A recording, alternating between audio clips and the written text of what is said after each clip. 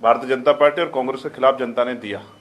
80 लाख लोग वो, और प्लस जिन लोगों को अब हम लोग जोड़ने का काम कर रहे हैं, जो लोग मन से तैयार हैं कि भाजपा और कांग्रेस की सरकार के से मुक्ति चाहते हैं और नए लोगों को आगे बढ़ के काम करते देखना चाहते हैं, चाहे वो नौजवान हो, महिलाएं हों, किसान हों, मजदूर हों, और राजस्थान की वो सम्मानित जनता जिनका विश्वास है लोकतंत्र में, जो बढ़ चढ़ के वोट देते हैं, उनको जोड़ के आने वाले दिनों में एक बड़ी शक्ति हम लोग यहाँ बनाएंगे। 29 तारीख को आरएलपी के स्थापना दिवस पे एक बड़ी रैली भी जयपुर में रखी है, मैं खुद भी उसमें शामिल रहूँगा और हमारे बड़े पैमाने पे हमारे कार्यकर्ता, नेता और समर्थक भी उस रैली में बढ़ चढ़ के हिस्सा लेंगे। वो एक रैली ही राजस्थान की बहुत बड़ी जो शक्ति बनने जा रही है उसका प्रदर्शन करेगी, और उसके बाद भी हम लोग बहुत सारी रैलियाँ करेंगे। ना में टिकट सीटों में हमें कोई किसी तरह कॉन्फ्लिक्ट है, ना और कोई, भाई एक ही हमारी तमन्ना कि राजस्थान सुरक्षित हाथों में रहे, राजस्थान की जनता को उनके अधिकार मिले, और जो वंचित तबकों पे अन्याय अत्याचार हो रहा है, चाहे वो किसान हो, मजदूर हो, नौजवान हो, महिलाएं हों, जो शोषण हो रहा है वो बंद हो, और वो शोषण तभी होगा जब काम लेने वाले हाथ मजबूत हों। और हनुमान जी बेनीवाल के हाथ बहुत मजबूत हैं और हमारे साथी उनको इस लड़ाई में आगे बढ़ाने के लिए हम लोग तैयार हैं। मैं उनकी पूरी पार्टी का, उनके नेताओं का धन्यवाद करता हूं, आज़ाद समाज पार्टी के सभी नेताओं का, भीम आर्मी के सभी नेताओं का धन्यवाद करता हूं। और मुझे आशा विश्वास है कि आज से जो संदेश आपके जरिए जाएगा, कल से जो मनोबल बढ़ेगा, उसका परिवर्तन जो है वो आपको कल से दिखाई देगा। राजस्थान में बहुत सारे लोग जो आशा और उम्मीद के साथ बैठे हैं राजस्थान में परिवर्तन हो, वो इस मोर्चे को मजबूत करने के लिए अगर साथ आएंगे तो हम उनका भी स्वागत करेंगे। लेकिन ये मोर्चा एक नया इतिहास लिखेगा राजस्थान में, और किसान का मेरे नौजवानों को, महिलाओं को जो शोषण और परेशानियां उनके सामने हैं, वो उनसे मुक्ति मिलने का काम हम लोग करने जा रहे हैं। धन्यवाद। अब कोई सवाल हो तो बताओ। आने वाले समय में हनुमान और रावण एक साथ यहाँ पर मतलब दिखेंगे चुनाव? इस पे मुकदमा हो जाता है गलत शब्द कहने पे। तो हनुमान जी बेनीवाल खुद से इतने मजबूत हैं, जिन्होंने हमेशा साबित किया, और वो लड़ते हुए जाति धर्म नहीं देखते। इससे मैं उनकी बहुत प्रशंसा करता हूँ। और हमारे साथियों का भी ये मन था कि ये लड़ाई, अब जो लड़ाई वो अलग अलग लड़ रहे थे, अब मिलकर लड़े कि वोट में बंटवारा ना हो। तो जो बटा हुआ वोट है आप देखना, वो इकट्ठा होके इस अलायंस को मिलेगा। और एक मैंने फिर कहा कि इस बार चीफ मिनिस्टर ये अलायंस ही तय करेगा, और चीफ मिनिस्टर आपके बीच में बैठा हुआ, इसका बहुत जल्द जो है, जब जनता वोट करेगी आपको पता लग जाएगा। दलित वोटों पर कुछ प्रभाव पड़ेगा? हनुमान जी बेनीवाल को मिलेगा फायदा? वो उनको उनमें उम्मीद देख रहे हैं भविष्य की, आपके हिसाब से? और हम उनके साथ खड़े हैं। आपके हिसाब से यहाँ हमारे नेता हनुमान जी बेनीवाल है, और हम उनके पीछे खड़े होकर यहाँ का चुनाव लड़ाएंगे, और इतनी मजबूती से लड़ाएंगे कि जो लोग बहुत दिनों से उम्मीद लगाए बैठे थे कि हमें भी आगे बढ़ के कुर्सी संभालने का मौका मिले, उनकी उम्मीदों को पंख लगेंगे। आजाद पार्टी की ओर से सीएम बेनीवाल साहब को बोल रहे हैं, बहुत जल्द बता देंगे। 29 तारीख की रैली में आप लोग आना, आप सबका स्वागत है। गठबंधन 200 सीटों में चुनाव लड़ेगा? हाँ, 200 पे लड़ेगा। हनुमान जी, जिस तरीके से प्रदेश में बड़ी कार्रवाई देखने को मिली है ईडी की तरफ से, उस कार्रवाई को लेकर आप क्या कहेंगे? देखिए, ईडी की जो कार्रवाई हुई है ये उस समय होनी चाहिए जब पेपर लीक की घटना हुई। अभी कार्रवाई, और दूसरा मैं कहना चाहूँगा कि खाली कार्रवाई से नहीं होता, दो चीज़ होती है। मुख्यमंत्री बयान देते हैं जल शक्ति मंत्री के खिलाफ कि ये संजीवनी के अंदर आरोपी, सीएम खुद ही बयान देते हैं रोज, तो आरोपी तो गिरफ्तार करें, और नहीं है तो बयान नहीं दें। किसी की छवि धूमिल करना मकसद नहीं होना चाहिए। अगर प्रदेश के घर पे ईडी की कार्रवाई हुई और वो दोषी हैं तो उनकी गिरफ्तारी होनी चाहिए, और दोषी ने तो ईडी माफी मांगे कि गलती हो गई, बदनामी। चुनाव के समय किसी को राइट नहीं कि एजेंसियों का दुरुपयोग करे। ये ईडी से मैं सवाल पूछ रहा हूँ कि ईडी अगर गोविंद डोटासरा दोषी है तो ईडी आने वाले 3 दिन के अंदर उनकी गिरफ्तार करे, और दोषी नहीं है तो ईडी माफी मांगे कि गलती से घर में घुस गए।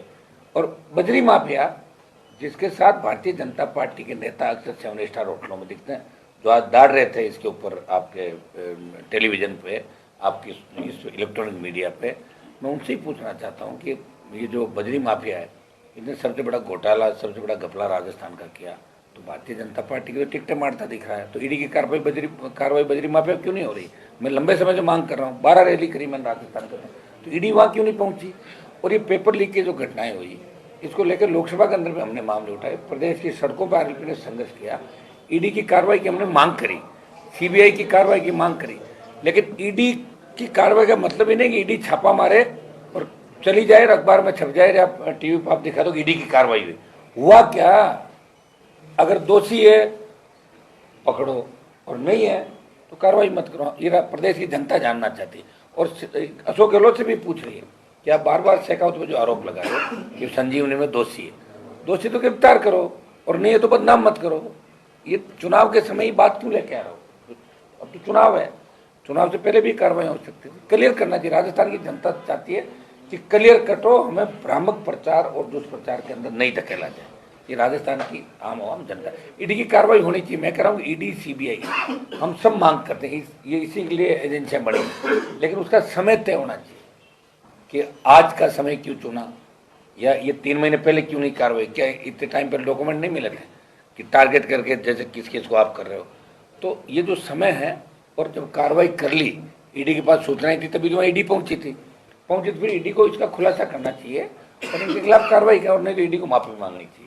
मेरा इसके अंदर ये कहना। और बजरी माफिया के खिलाफ ईडी को बड़ी कार्रवाई करनी चाहिए, जो भारतीय जनता पार्टी के टिकट बांट रहा।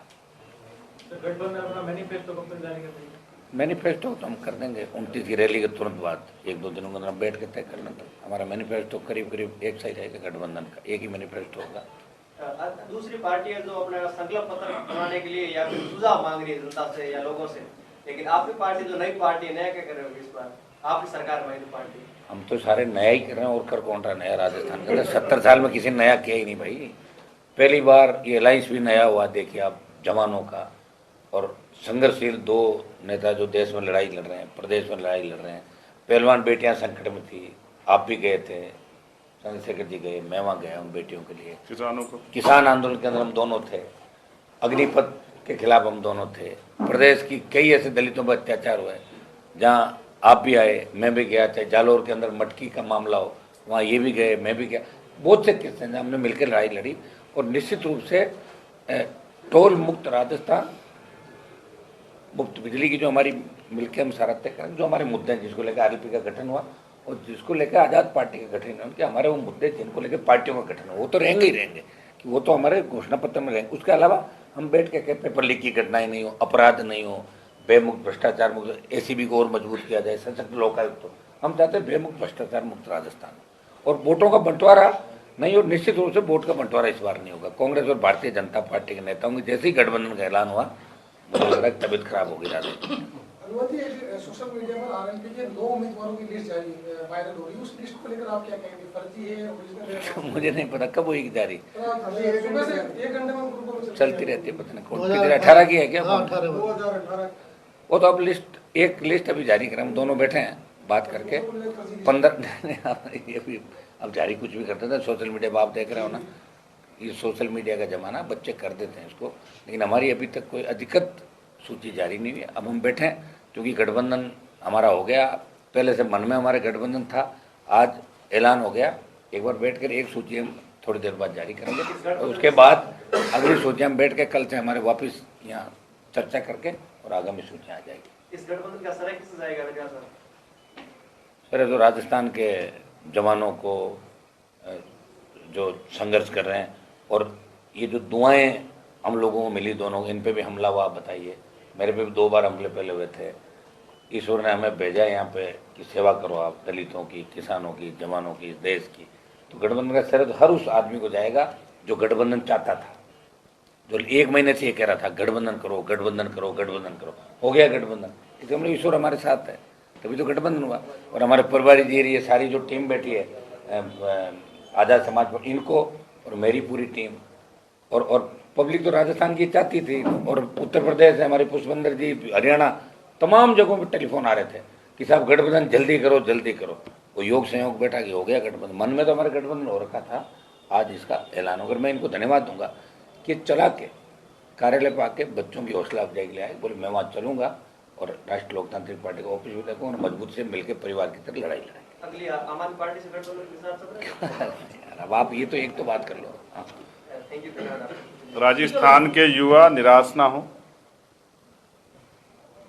उनके साथ जो समस्या लंबे समय से रही, ये मोर्चा उनकी समस्याओं पे मजबूती से काम करेगा, चाहे वो सीएचए के बच्चे हों, चाहे वो 3rd ग्रेड टीचर हों, जिनके साथ ट्रांसफ़र की परेशानी, हर आम जन की समस्या के लिए मोर्चा अपने मैनिफेस्टो में सब चीज़ें लेके आएगा जिनसे उनके जीवन में खुशहाली आएगी।